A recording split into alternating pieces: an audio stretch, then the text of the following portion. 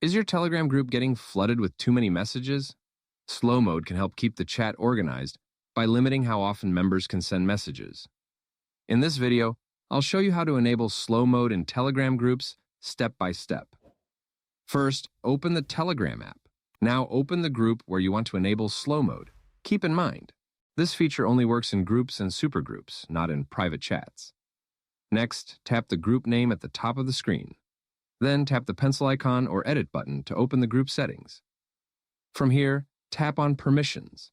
Now scroll down until you see the slow mode option. Tap on it and you'll be able to choose a time limit for messages.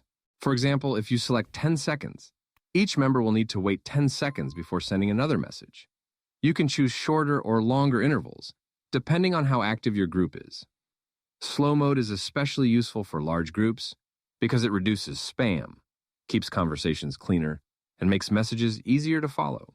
Also, group admins are not affected by the timer, so they can continue sending messages normally. Once you choose your preferred time limit, tap the check mark in the top right corner. Then tap the check mark again to save all changes. And that's it. Slow mode is now active in your Telegram group. Members will now have to wait between messages based on the timer you selected.